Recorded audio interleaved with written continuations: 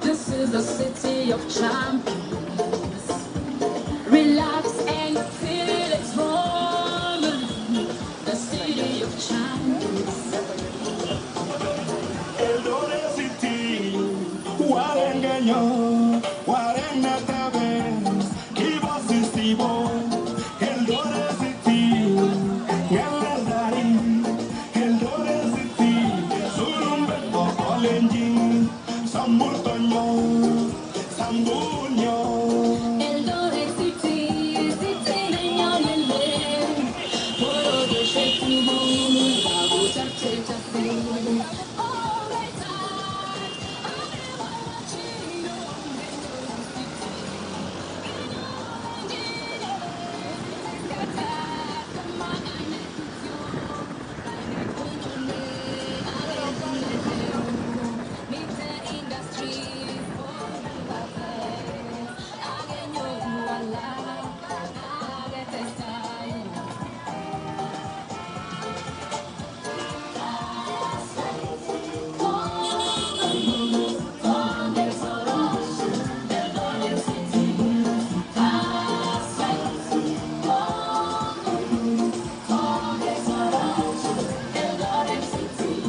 Thank you, Mr. President, for giving us Eldoret City.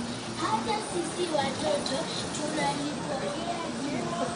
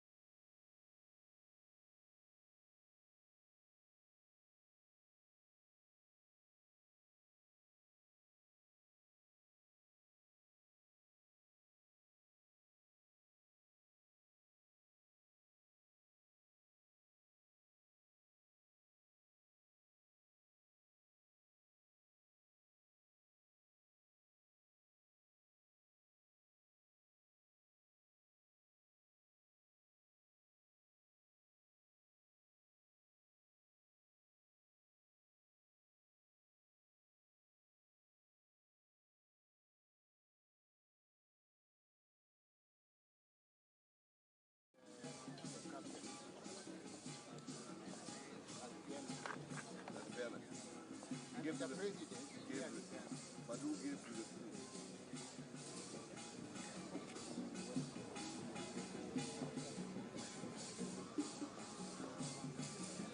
That's what that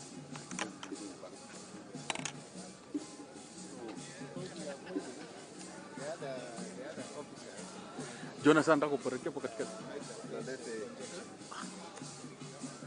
crowd the place. So once they use it for right. When they are, no, sir. When now the athletes have gone for a photo, group photo, then they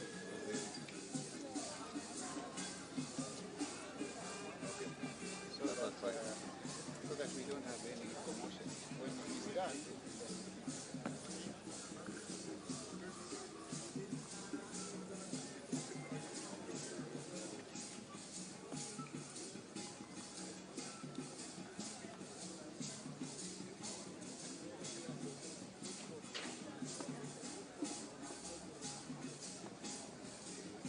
Ndio hapo tena ndio imerudi.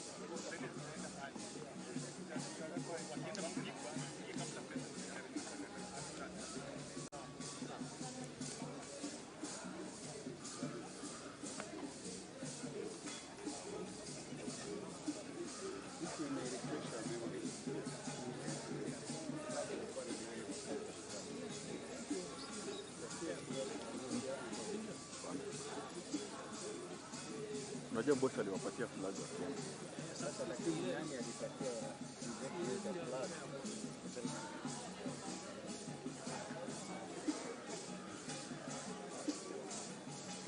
Hata siwezi kumbuka.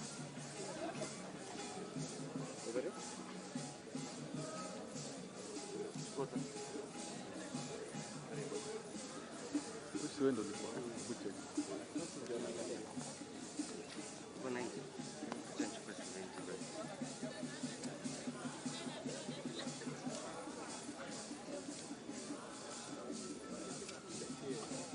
So ideally, we need to correct hapa. Really?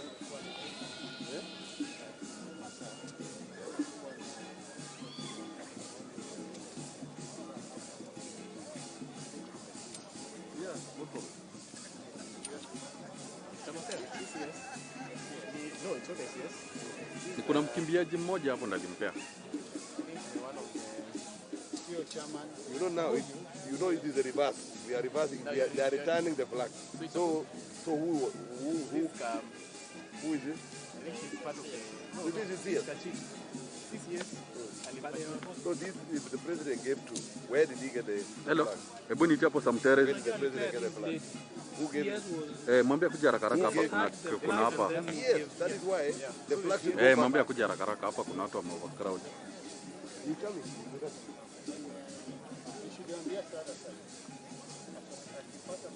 Where is the president? Here.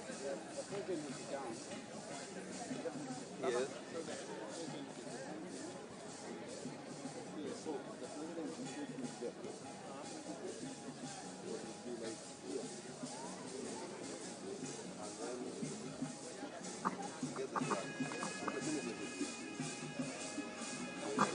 huyo rafiki yako anakuja hapa. So the ministers do. Harusi.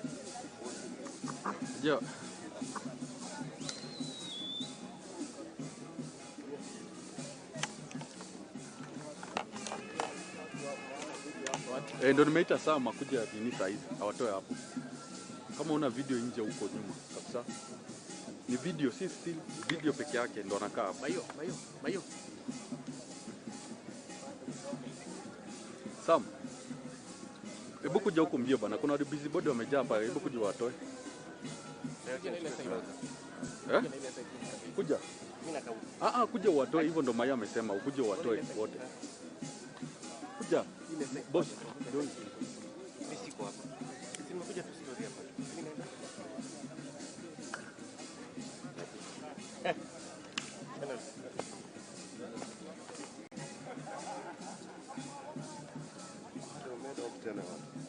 Wanapangwa pale wakipewa briefing. That's what Talam said, so that they come that order. They need to come. Yeah, time. Nani? Still. Huku unajua tunabaki mimi peke yake wa state to avoid commotion. Hao walikuwa waende huko nyuma. Kwanza kuna mwenye ana kamera hapa aende huko nyuma. But they always tell them.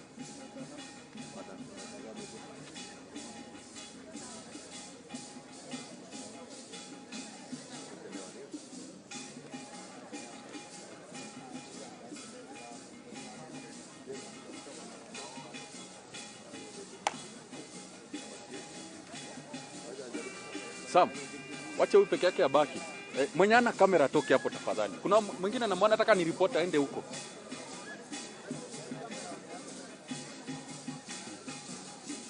Juu ya hii band. Boss, wewe ndo wa mwisho.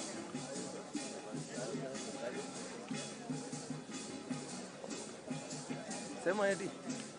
Mambo. Ndio bana mmetuhangaisha. Mimi? Hakuna mimi sijahangaisha. Kwa nini gari bana tunakuwa gari? Unajua tumefika kwa room saa 7. Mimi sikiza. Sasa ni mute hapa. You know what I say?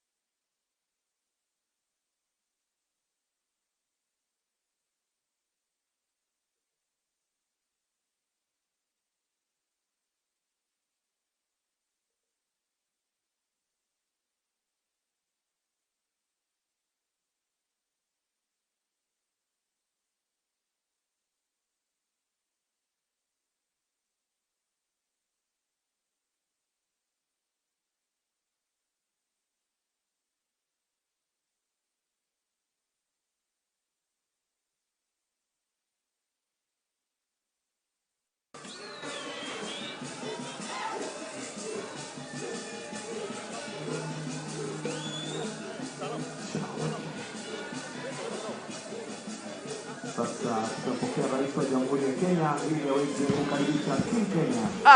Amere. From the Olympics.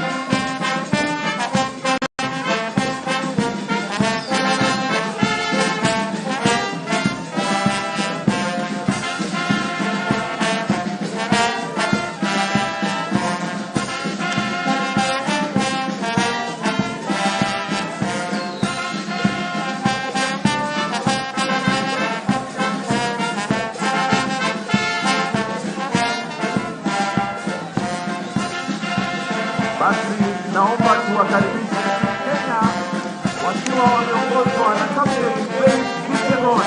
Wapi makofi ya Kenya? Wakionyesha bendera kwa rais wa Jamhuri ya Kenya, Daktari William Samoei Ruto. We'll have the handing over of the flag.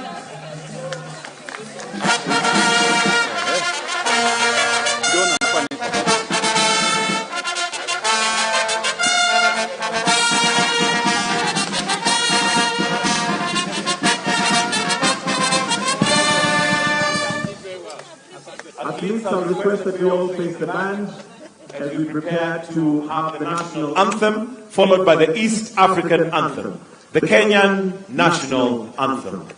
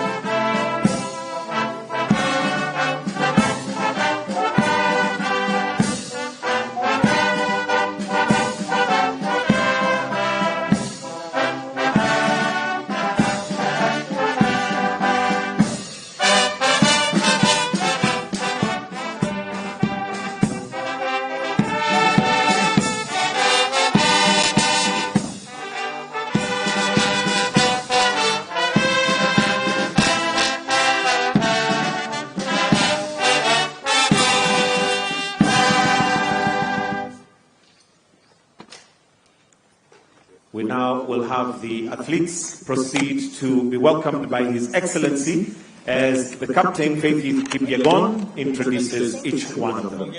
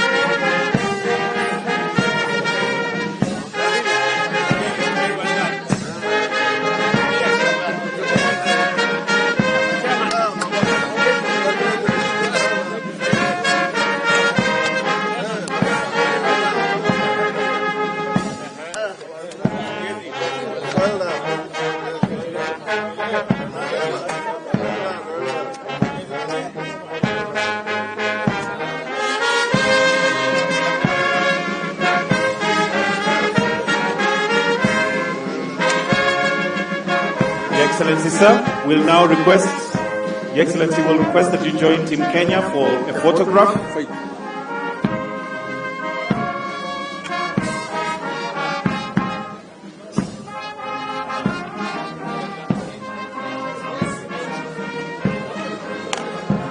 We have two photos. The first one is the whole team. The second photo will be with the medalists.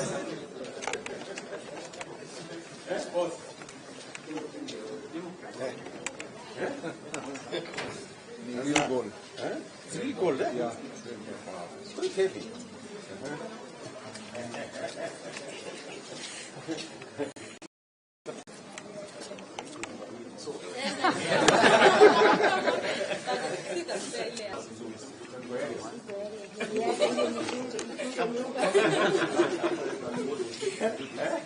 Forget it. Thank you again. Asante sana, eh?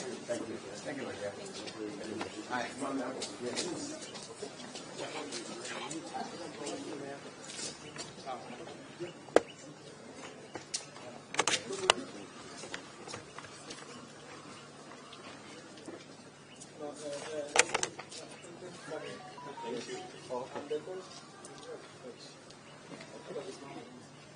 Very good.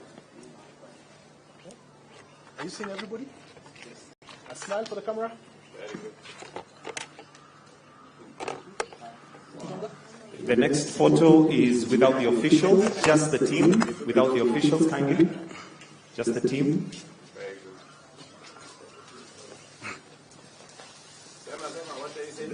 good. Just the team without the officials. That's the photo. Then the last photo will be with the medalists only. Very good. So we kindly request that the rest of the team, we may proceed to your left to exit. We leave the medalists with His Excellency. Thank you. We may kindly usher the rest of the team to the breakfast session.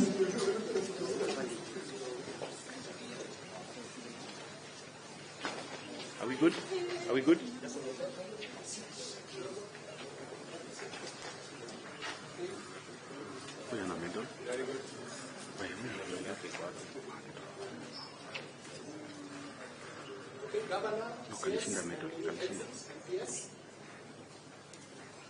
Very good. So with individual medalists. So we have all things on the side. Starting with the captain. All the medalists together. Yes. Very good.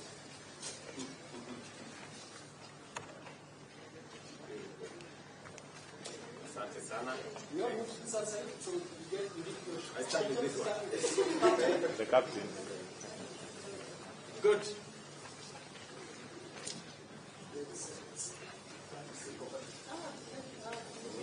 Very good. Good. Okay.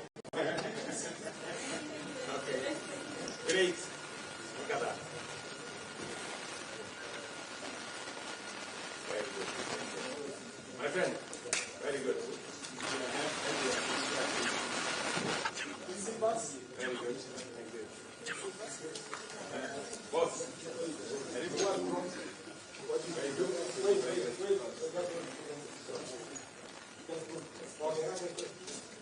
Very good. Very good.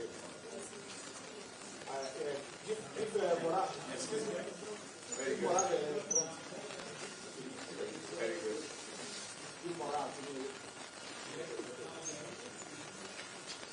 Mara, how are you? Very good.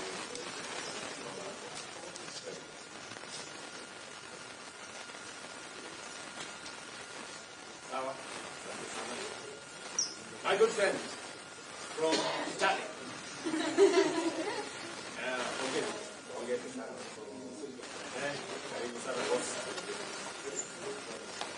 Very good.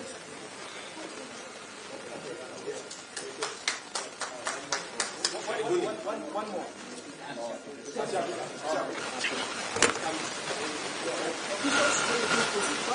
His Excellency will go last with the medalist. All officials. You're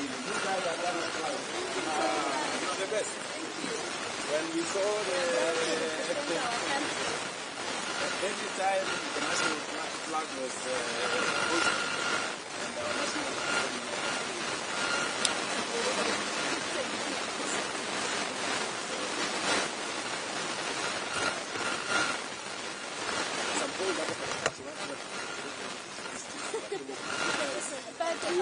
you don't. They are doing a good job. Yes. Then we have to pull up our socks. Yes. We have to pull up our socks. Is it? My goodness.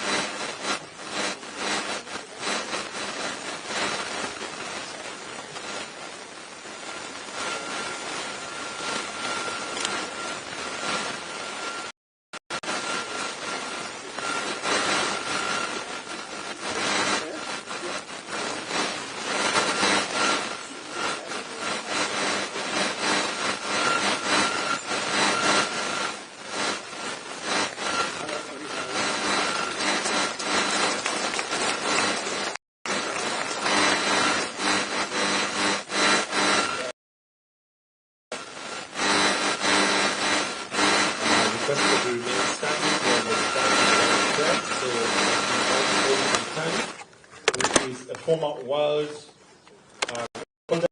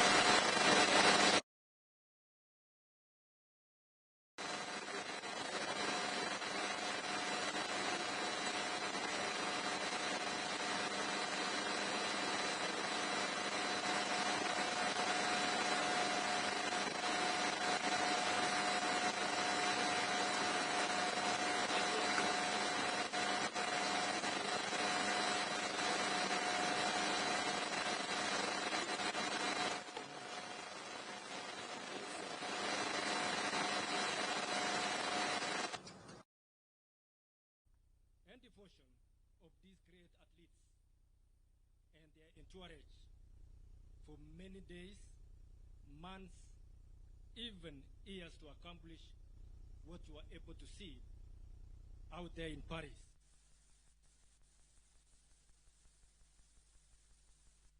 We shift gears towards the Dakar 2026 Youth Olympic Games. Your Excellency, most sports federations operate without, and this is true, I've been around for some time, that most of our federations, they don't have any physical officers. And it could go a long way if they would be given office space at our national stadiums, which we have, especially at Nyayo and Kasarani, so that they can facilitate them to ease the accessibility and promote better services and governance at the same time. We have no doubt of this enhanced collaboration and partnership opportunities with and from other governments. Thank you once again, Your Excellency, for inviting and hosting us in this promptly well-prepared reception for all of us in honor of the assignment that you gave us.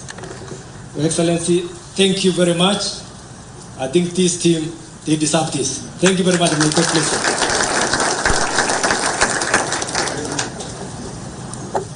Thank you very much. Your Excellency, as I call Lieutenant General Retired Jackson Tuwei to also come and make his remarks. May I also propose that we be serving tea. We can serve tea. We have the main breakfast, which we'll still have after we have done with the speeches, but we can be serving tea as we wait. But let's put our hands together as we welcome General.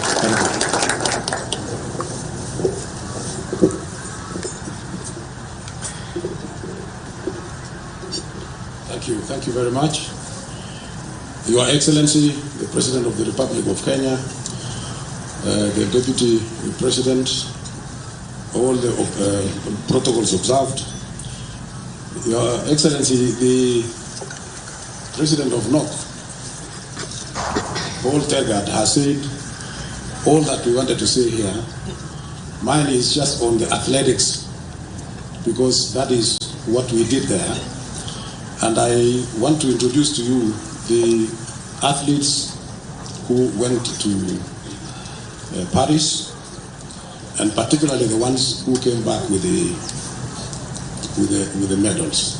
They did very well, and those who did well also. We had 44 athletes from athletics and 16 officials. Those are the ones who took part in the athletics during the Olympics in Paris from the beginning. And I know that the Kenyans were very eager to know from the beginning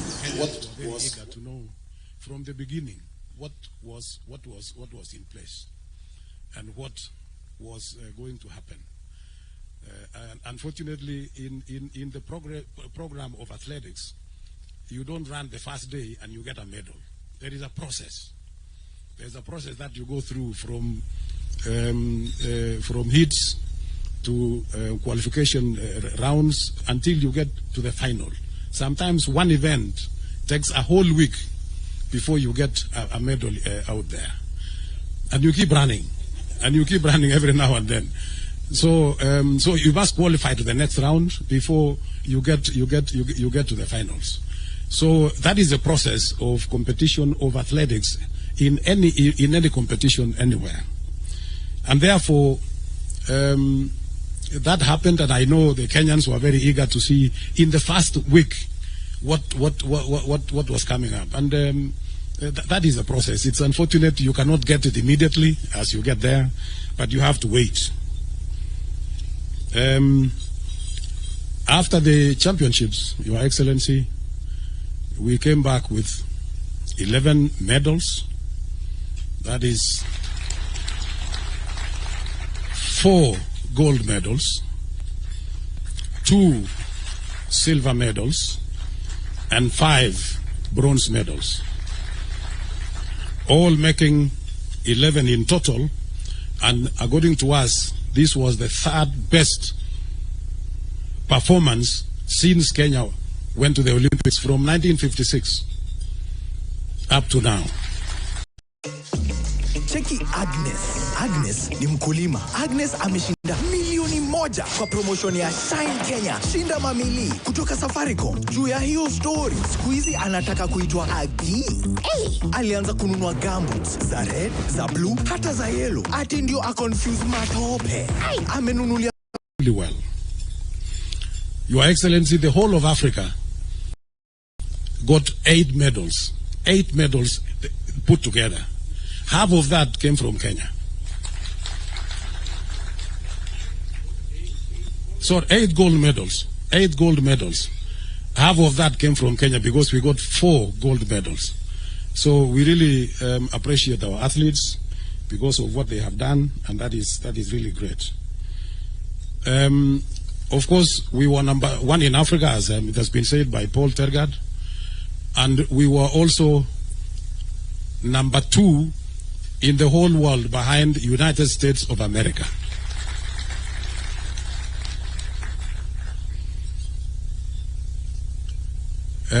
The athletes who brought or who came back with that achievement, allow me, Your Excellency, to introduce each one of them. First of all, we had Beatrice Chebet, and Beatrice Chebet came back with 2 gold medals. Your Excellency, if I may introduce Chebet slightly more than that, the first time Beatrice Chebet took part in athletics championships was in 2019 in Aarhus in Denmark during the World Cross Country, where she won. She has actually never lost a single event. Last year, during the World Cross Country Championships in Bathurst in Australia, she also won in the cross country. This year, Your Excellency, again in the World Cross Country in Serbia, Belgrade in Serbia, she won in the world. And now she has repeated for the first time. We have had 1 athlete, 1 female athlete, who has brought in 2 gold medals in any Olympics. That she is the one who has brought this. So we are very happy. We are very grateful. She is a young athlete. She is only 24, and she has done extremely well. Again, we saw yesterday the Inspector General of Police promoted her to the rank of corporal. So congratulations, Beatrice, and thank you so much. Next, Your Excellency, is Faith Kipyegon. Again, came back with two medals, 1 gold and 1 silver in those events. So these are great athletes who have represented this country, and they have been very, very patriotic in their own way of doing things. We know Faith at one stage was a little bit disappointed because of what happened, and I'm sure you must have seen, but we had to make sure that everything else went on well. So congratulations. The other gold medal is Emmanuel Wanyonyi. Your Excellency, Emmanuel Wanyonyi has just graduated to the senior level. He was in the youth category until three months ago. So now he has graduated. He is now in the senior category, and he is the first time that he has won in the Olympics 800 meters gold medalist. Congratulations. Then we had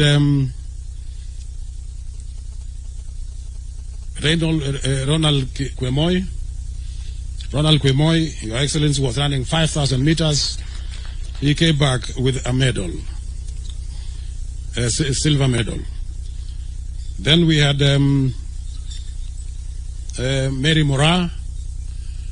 Mary Moraa, 800 meters, actually the defending champion. She came back with a bronze medal. Then we have Faith Cherotich, the young girl. That was actually our youngest the youngest girl in the team among the 44 members of athletics, and she was running steeplechase, 3,000 meter steeplechase, came back with a bronze medal. Then we had Benson Kibiwot, Benson Kibruto in the marathon. Benson Kibruto in the marathon. Congratulations, a bronze medal. Then we had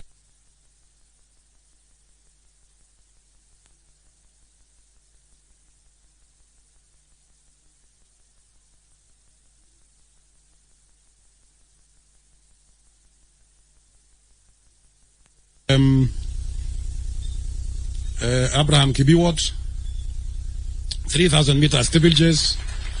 He did extremely well, came back with a bronze medal. And then we had Helen Obiri, who is not here. She went back, Your Excellency, to her training base in the United States of America.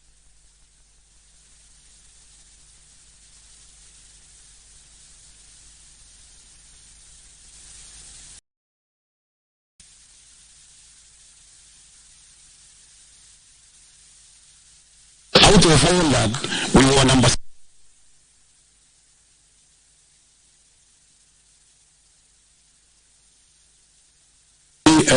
as I will finish my remarks, I want to thank you and the government.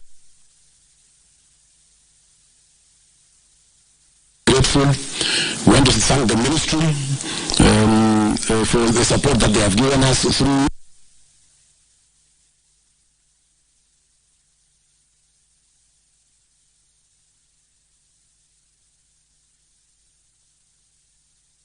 that we need to nurture.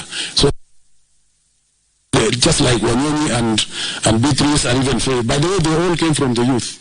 All the three of them came from the youth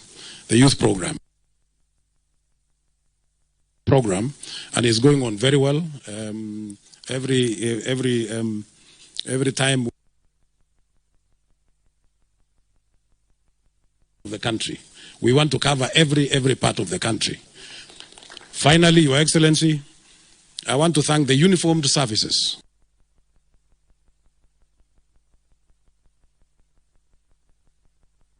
And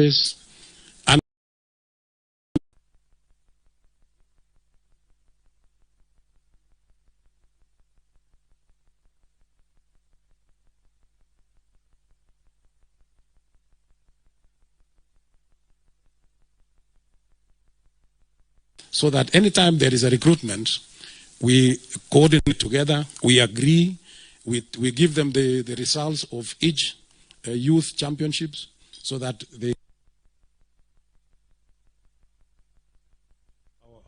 our championships to a different level. There are three, in fact 4 we have invited. One is National Youth Service, because they have got a lot of youth who are not our affiliates. So we have invited them. Next year they'll be in our championship. We have got Forest Service that are going to be our affiliates as well. We have got KWS that will be coming there. And above all, we used to have, Your Excellency, in the past, Kekoso, that used to challenge all these uniform services that I have talked about. Now they are also coming back, and we want to welcome all of them. So we are expanding. We are expanding, and we want to see that everybody, we get every chance from every part of the corner of this country to make sure that we get everybody to come and compete in athletics, and we get. So from the youth, from the schools, from the colleges, and all the institutions, then we will be able to pick the best out of the best. With those few remarks, Your Excellency, thank you very much. Once again, I want to thank all the Kenyans for the support that they have given us, and we wish you all the very best of luck. Thank you. Thank you, General. Your Excellency, next I would like to invite the captain of this great team. And ladies and gentlemen, we have the first bite of the cherry, so I want us to give her a very, very warm welcome. Faith Kipyegon, as she comes. Come on, let's give her a wonderful round of applause. Welcome.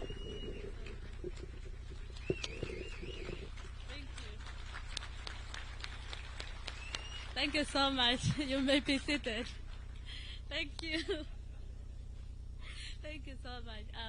Your Excellency, the President, Your Excellency, the Deputy President, Your Excellency, the First Lady, CSS who are here, governors who are here, Mutanisamia, because of protocols. I only know how to run, but I don't know how to follow the protocols. But we are really, really, truly grateful for this morning. Tumefurahi sana kukaribishwa nyumbani. As a team captain, naesema we give it all. We give it all. The competition out there, it was competitive. Hata mimi nilikuwa nimesema hii that time naona ikipotea hapa. But I'm really grateful I could defend my title, and thank you for the opportunity I was given to lead the team to Paris. It was my first time to be the team captain, and then tukakuja number 17 overall, number 17 worldwide. So I'm so grateful. So Your Excellency, we are so grateful with the support from the government, from the ministry, NOC, Athletics Kenya, our fans from all over the world, from America, Paris, tulipata ugali. Thank you so much. At least tulipata hiyo managu ili to strengthen kabisa. Thank you, Paris, for the good host wali to host huko. First and foremost, let me say thank you. Penye CS aliarrive huko, at least tulipata national anthem pili hiyo siku. I was surprised. And thank you so much. What I mean is, like, for the CS to come there and join us as athletes, nilishanga alikuwa kwa bus pia. I was surprised kumwona kwa bus ya kwenda village na kuzunguka hapo kwa uwanja. So it was really good to see him around. And for the motivation, it was really good for the athletes na tukangangana. So I don't have much to say, but thank you so much for the support. At least mutasema kitu mnataka nianze kuambiana. So at least we are home. At least we are home, tumekaribishwa. But thank you, Your Excellency, for the warm welcome.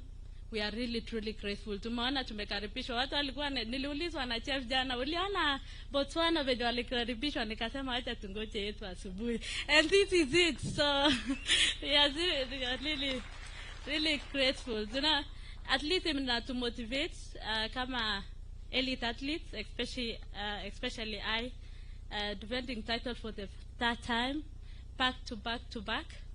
That was not an easy task.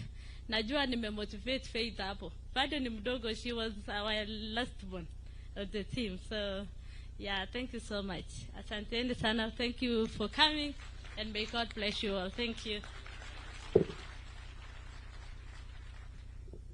Another round of applause for the captain, Faith Kipyegon. Thank you very much.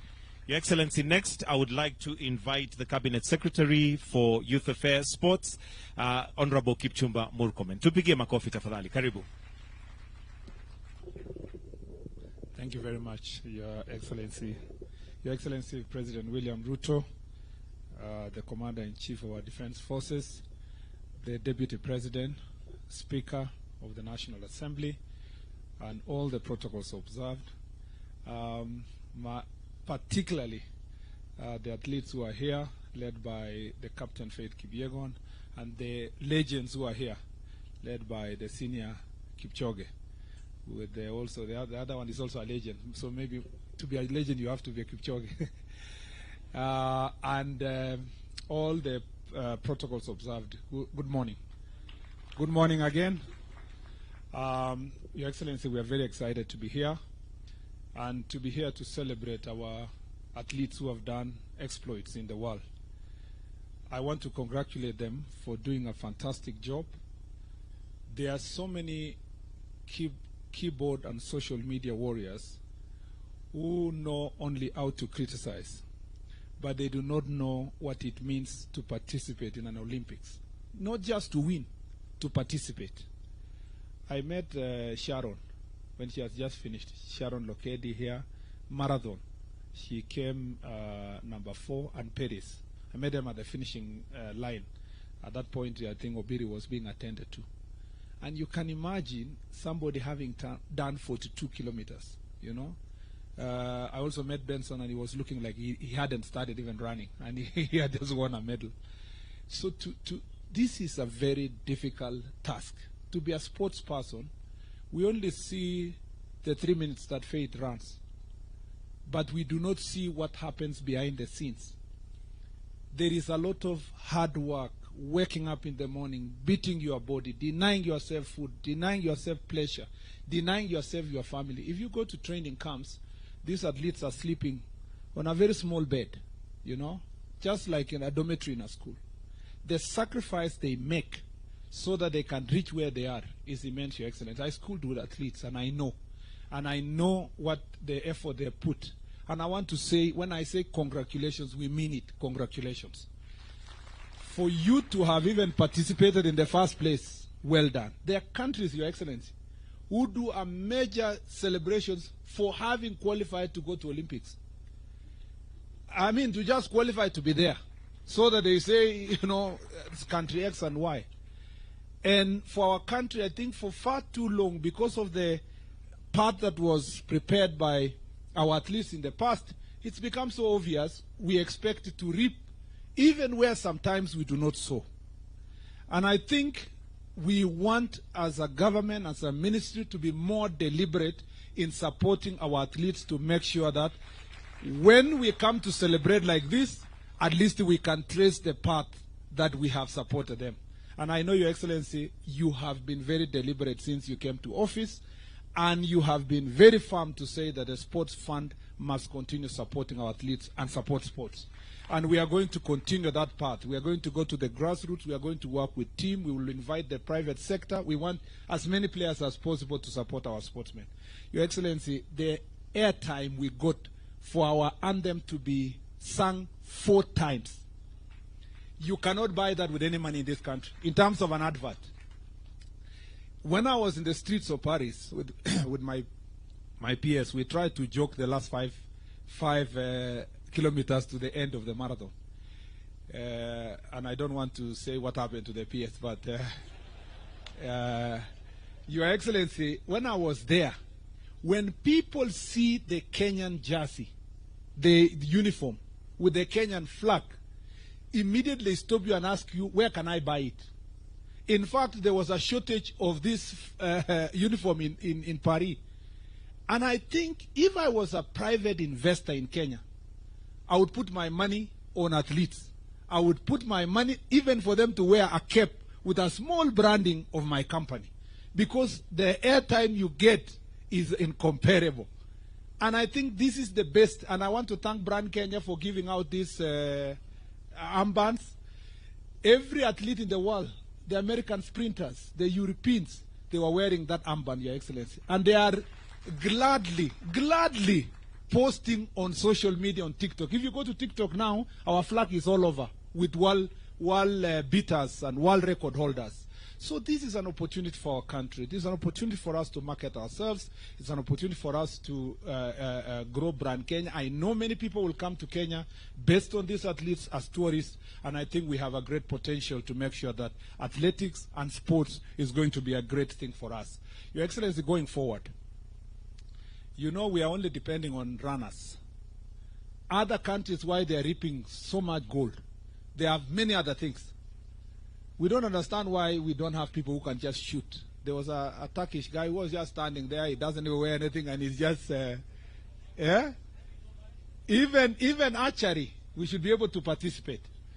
And we know where the problem is, Your Excellency. It's in the leadership of the federations. Most of the federations are not organized. And as a ministry, we want to promise that the federation for swimming, for badminton, for these archeries and all this, we are going to call them, we organize them, we support them, so that in 4 years we have more disciplines participating in the next Olympics.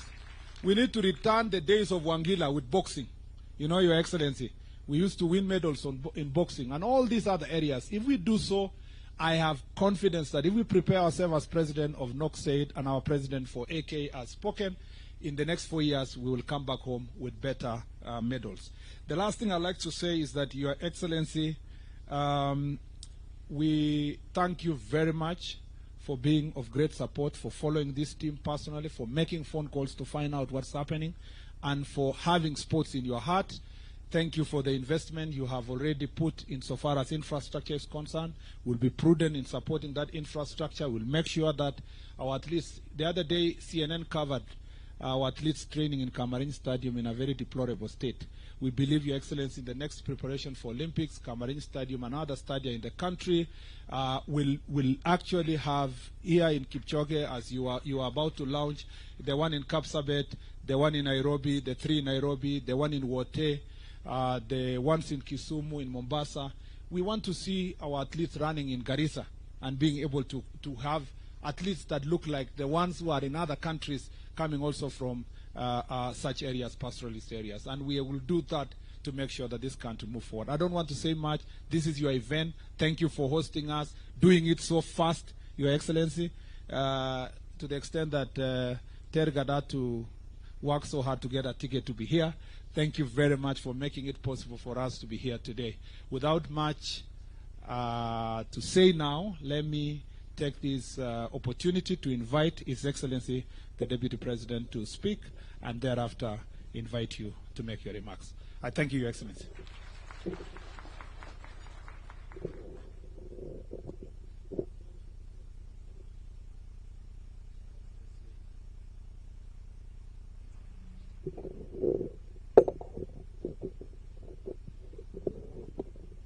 Your Excellency, our President, Dr. William Ruto, Your Excellency, the First Lady, Mama Rachel Ruto, the Speaker of the National Assembly, the Right Honorable Moses Wetangula, the CS, in charge of sports, our great heroes and heroines, the Olympians, good morning. Your Excellency, what a beautiful day, what a moment that we are here today, that our Olympians have arrived here, having honored the country, having dignified our country, and their president is here to receive them in the city of champions, and later on award a charter to the status of this great Eldoret as a city. It's a momentous day. Your Excellency, these heroes and heroines have done our country proud. And the Olympics is always a unifying moment for the people of Kenya. As Kenyans watch the TVs and the national anthem is sung, there's a lot of nationalism and patriotism, and we really want to thank our athletes for the dignity they have accorded this great country. I want to encourage you to continue carrying the name of our country high. It's only probably these officials can engineer the rules, because the people of Kenya are normally very patient. The people of Kenya would like us to go straight to the finals and get the medals. If it were possible, I think it's something you can work on. Because even that impatience that was there is because they don't know that process. That for you to get a medal, you need to go through many processes. They just want the medal and nothing else. If that can be reworked, I think it can satisfy the people of Kenya. I don't think it is possible. I was telling the president this morning that in this country, if criticism was a sport, we would win all the medals. As we were waiting for the medals, all manner of critics in social media were all over hammering us. We are not doing well, until the medals started coming. But I don't think the Kenyans were meant bad. I think they just want the medals. So we just have to bear with them. Finally, before I call the president, is to tell our athletes, our heroes and heroines, this sport comes with some little bit of money. Please invest it well, so that you live a good life after you retire. I did not know that this running had come with some bit of money. If I had known when I was young, I would have been a gold medalist.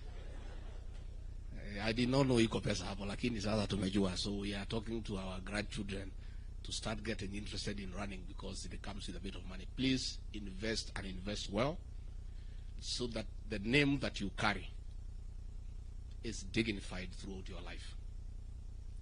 It will be very sad that after you are gold medalists, you have been to the Olympics, later on in life, you are struggling. And people are asking, what happened? That is a man, the woman we knew who was a champion in the whole world, who is struggling like the rest of us here. So please invest and invest well. So let me take this opportunity now to ask all of you to be upstanding, and ask the President to come and give his personal congratulations and also congratulate the Olympians on behalf of the country. Mr. President.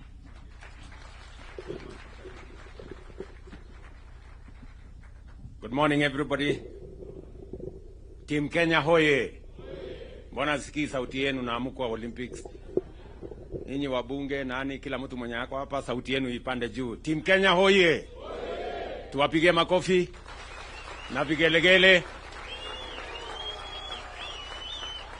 Asante sana. Thank you very much. You can take your seats. I must say this. I am truly proud of Team Kenya.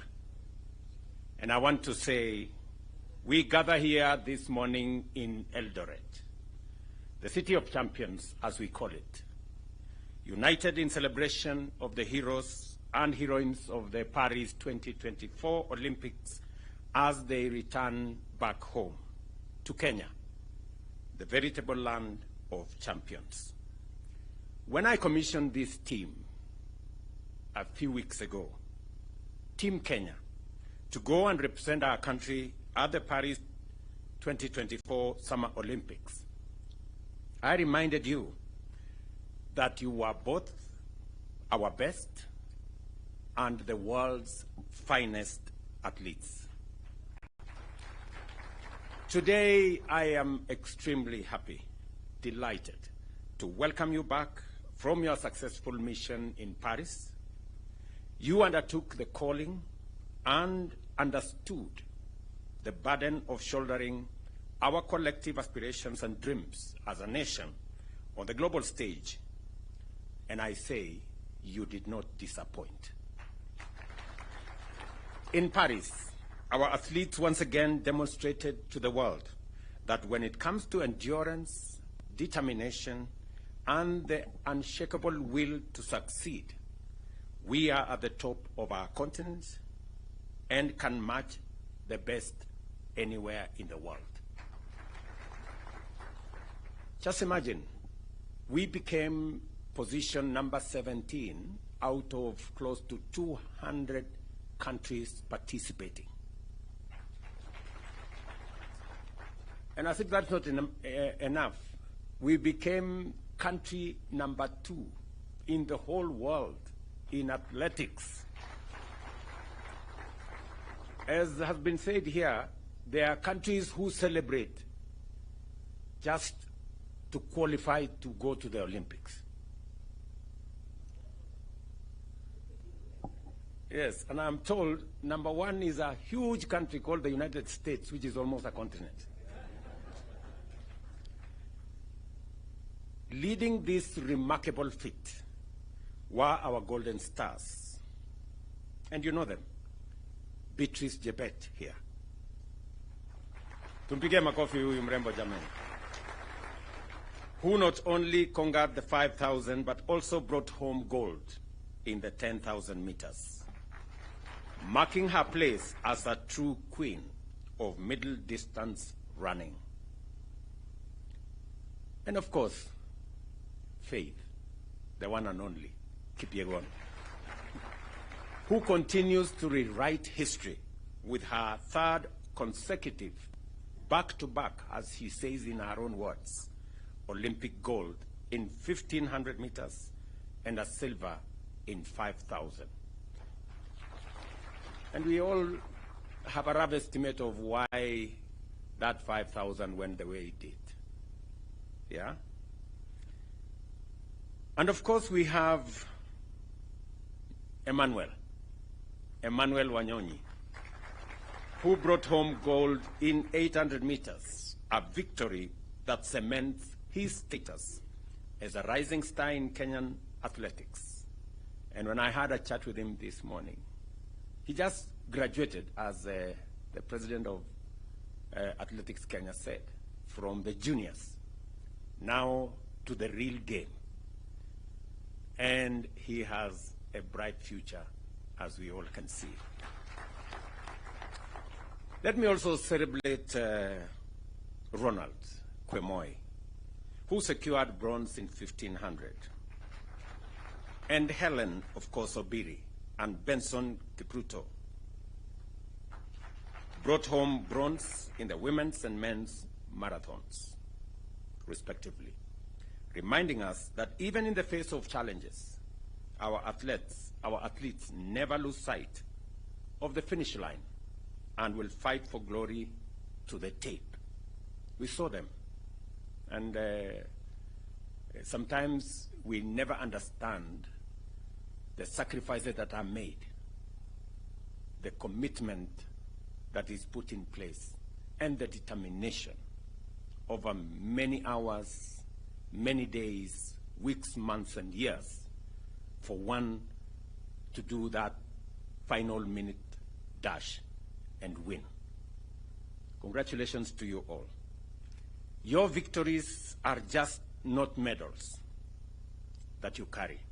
They are symbols of our national character, a testament to what we can achieve when we believe in ourselves. On behalf of every Kenyan, I am profoundly proud of you and grateful to you, Team Kenya, for taking the heart, soul, and spirit of your fellow countrymen to Paris and shining for our motherland. Every time we saw the Kenyan flag, every time the Kenyan national anthem was played, we felt on top of the world.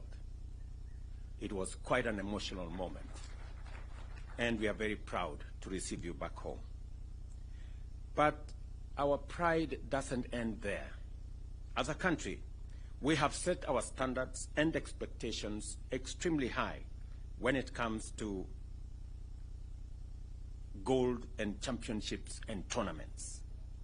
While we acknowledge your impressive performance, we also recognize that our potential remains immense.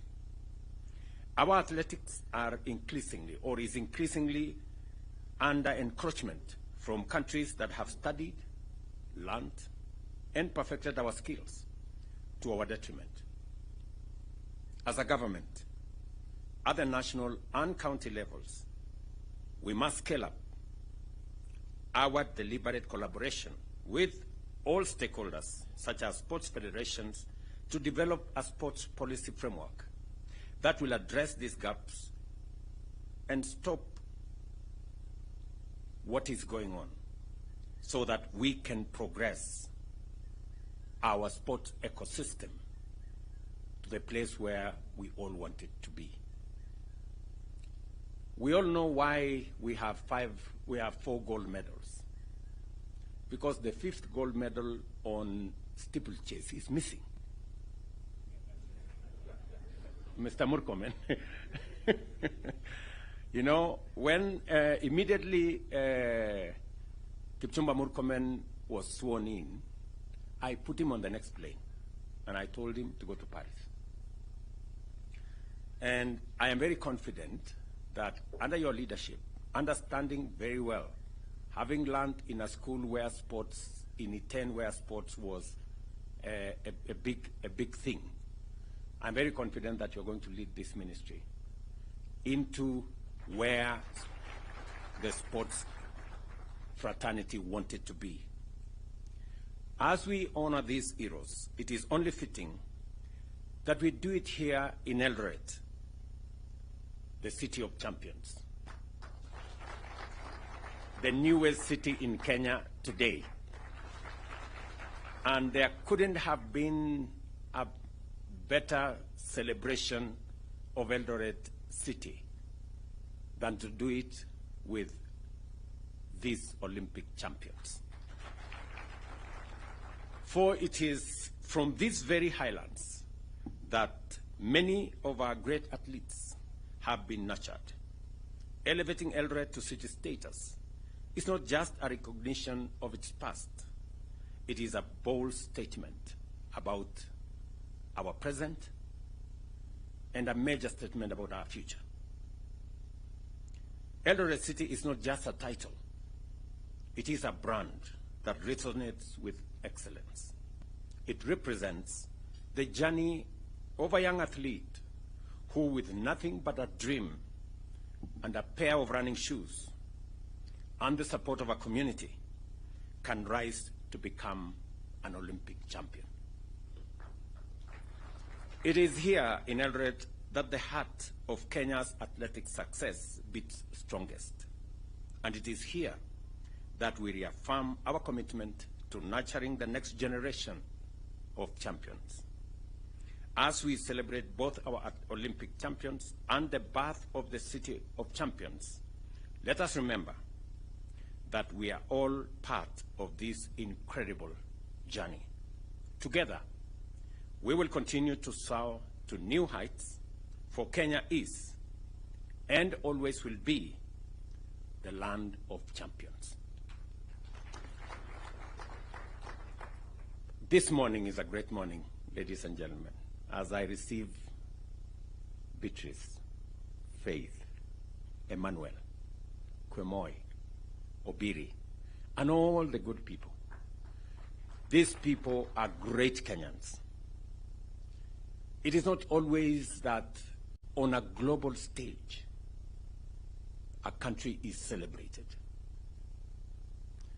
It reminds us as a country what we can achieve together. I want to persuade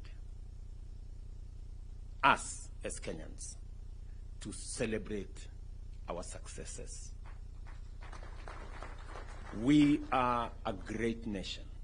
I know we set standards, very high standards for ourselves, but I also want to dare say that even as we set standards very high for ourselves, let us remember to celebrate our achievements. Let us remember to celebrate our success. It is not always that you become number one in Africa. It is not always that you become number two globally in athletics. It is a major feat.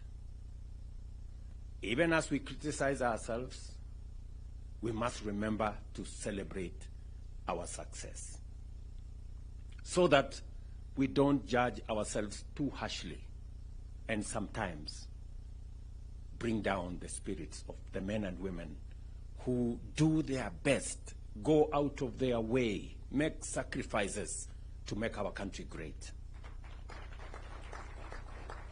In our midst, we have great men and women. We have Kipchoge Keino here, a legend. Huyu mzee tumpigie makofi jamani. Can we celebrate Kipchoge Keino?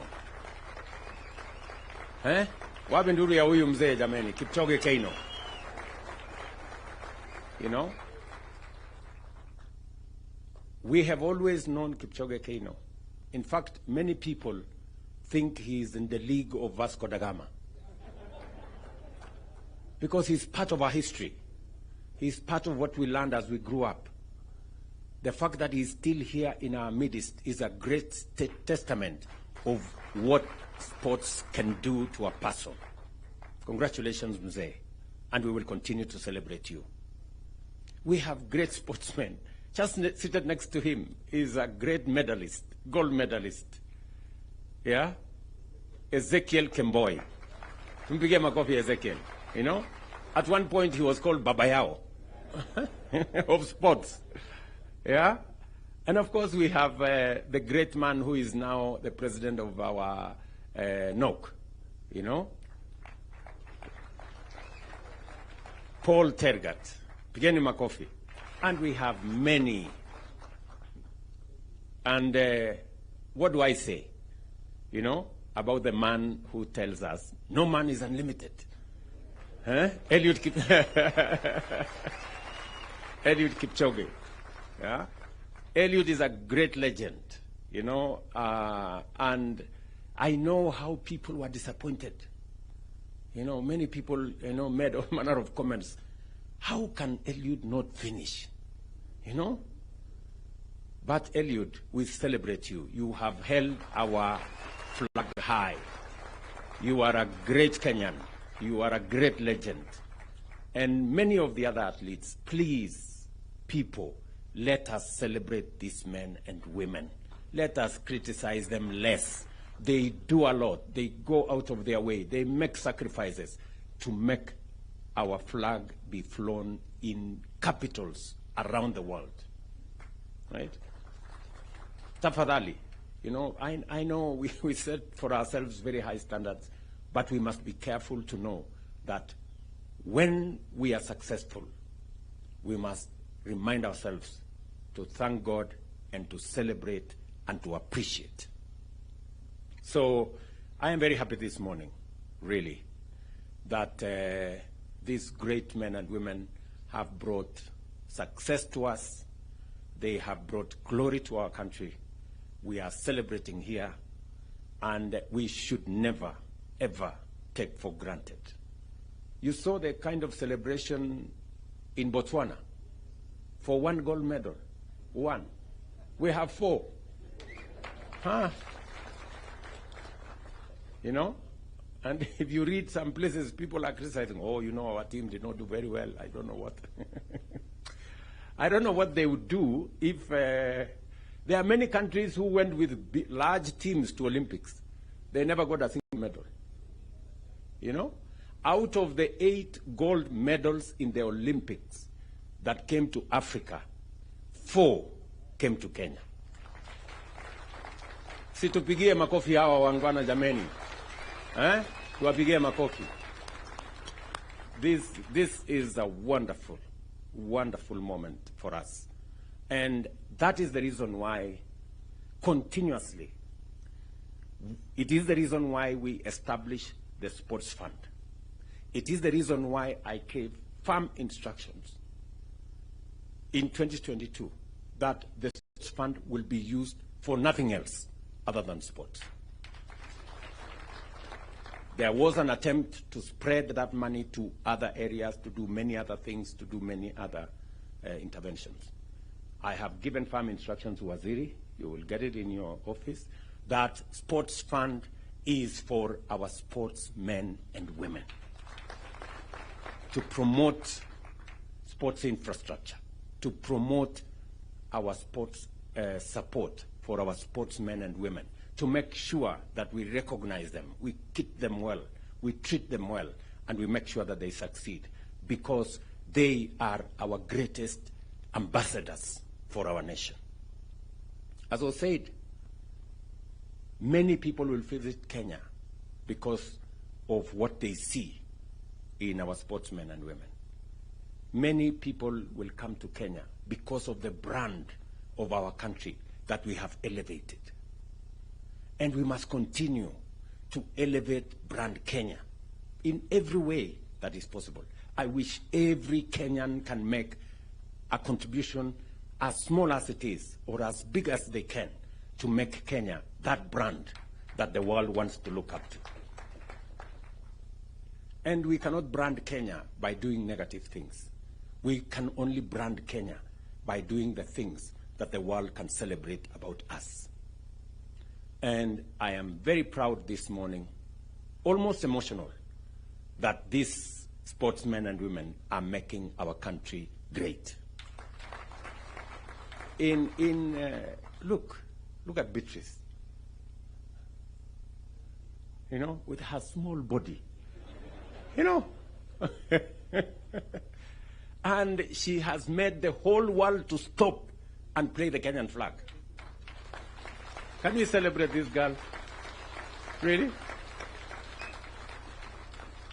This girl, Faith, has done it countless times. You know, it is not always that a person, in fact, you will give me the statistics, General Tuwe, whether there is another human being who has done one gold consecutively in 3 Olympics. It is very rare. You know? So Faith, we celebrate you. You know, you are a great Kenyan, and we appreciate what you're doing. Look at this Emmanuel guy. Very young guy. He just, how old is he now? 20. You know? This guy, you know, now the first, in his debut, the first time he participates in an Olympics, and he wins gold. Eh? This is the correct brand of what we expect of people. Mpigeni makofi jameni. You know, these are the great Kenyans. Thank you very much, Emmanuel. You can take your seat. You know, look at Faith, the last born of our team, right there, you know, with a great future ahead of her. You know, let us celebrate these good people. And the senior athletes, those of you who have gone ahead of these younger ones, please provide mentorship, you know, work with them, train them, and the Ministry of Sports, because we already have made the policy position known that apart from the sports infrastructure that we have put in place for all our sports, we need to expand and diversify our sports so that when we go to Olympics, we can get more talents rewarded. We can get more young people participating in different sports, being part of this great celebration. Waziri, you are aware, we already are focused on another 25 sports academies around Kenya. I expect that after the designs have been completed, I already gave instructions on the designs to be done by the School of Tibet with other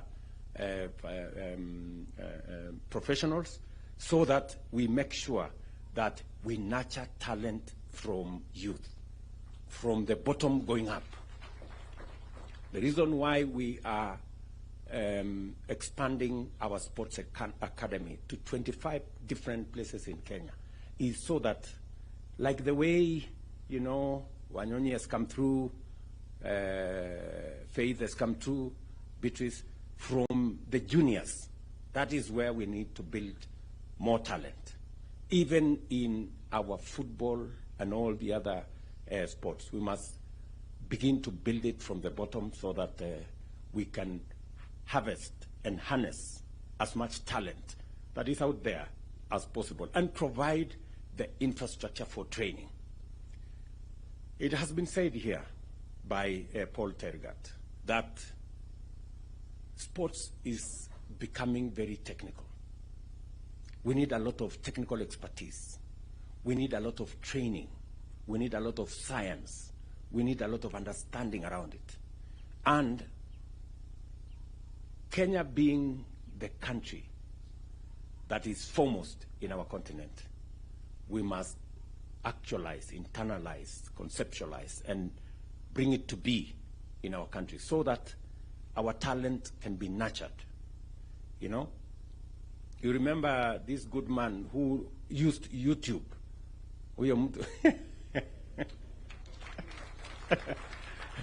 This Julius guy who went to YouTube because there was nobody to train him on javelin and all this. So he decided, okay, wacha niende huko kwa internet nijipange. So today, he just came back from the Olympics. And he was almost there. Mpigeni makofi. And so are the other athletes. I celebrate all of you. We will make sure that we give you due recognition, and the efforts you make, the sacrifices you make, we will, to the extent possible as government, try to recognize and reward those efforts that you're making. I have given very clear instructions to the ministry on the kind of reward system, you know, Waziri, on how, so that, you know, more young people can understand that there is something in sports, and the sports can be a career. And let me also say this, that we have a whole commercial business around these sports. You know, our business people are sleeping on the job. They are sleeping in business. You know, how can people be looking for Kenyan sports wear and sports gear in Paris and there is nobody to sell? You know, what are you doing here in Kenya kelele tu, tunapigiana kelele hapa. Watu wangekuwa huko Paris wakiuza vitu huko. So I want to encourage more business people, more enterprises, more companies to commercialize our sports, put in the money for us to have that brand that is Kenyan and a brand that will earn more money for our sportsmen and women. I am looking forward to expanding the sports infrastructure. And I want to encourage not just government, but even the private sector. I know, for example, that around this region, there are facilities funded by different people.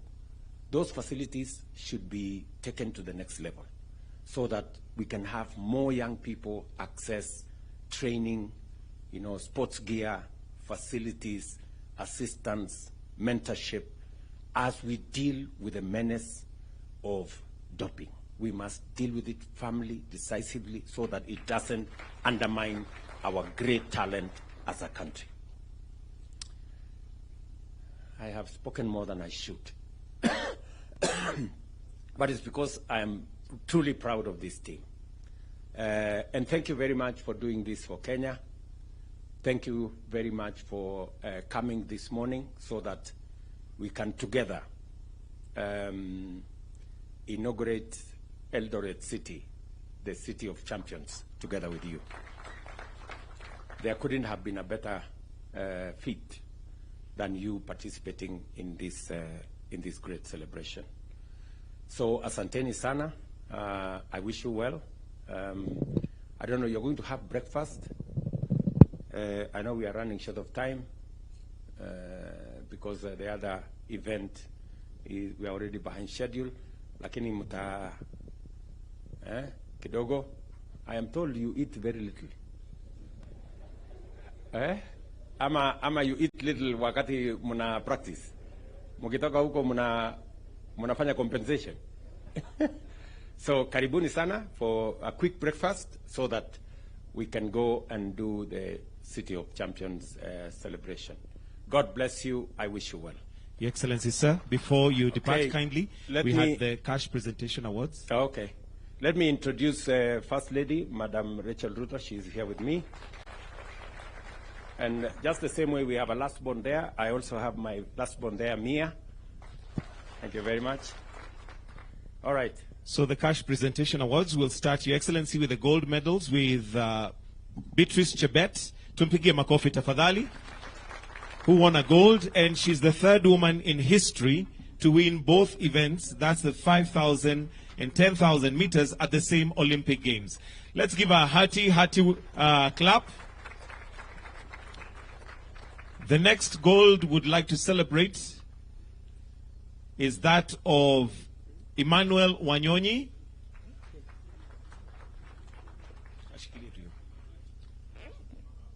Just go in the... Yeah. And the third gold we'd like to celebrate is that of Faith Kipyegon.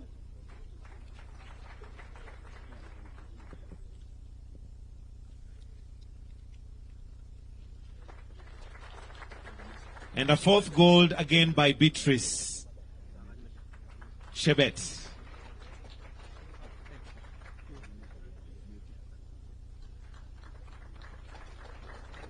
Now we'll move to silver, and we'll start with Faith Kipyegon, who also won a silver. Makofi ya Faith Kipyegon. Followed by Ronald Kwemoi.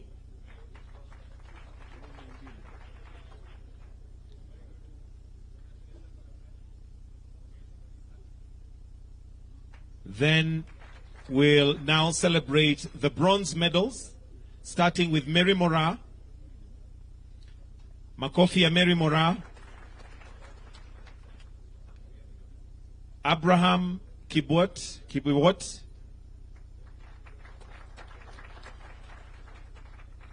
Still on bronze, Abraham. Faith Cherotich.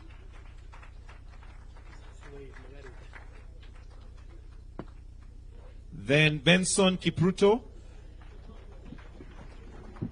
usikate hii kwanza eh. Sasa boss anaweza taka kusema kitu kama Sunday Kigori kanatuai bwana maliza. Benson Kipruto. And last by no means least, Helen Obiri. In absentia. Helen is in absentia. All right, thank you. Your Excellency, that brings us to the end of this session. Thank you, Your Excellency.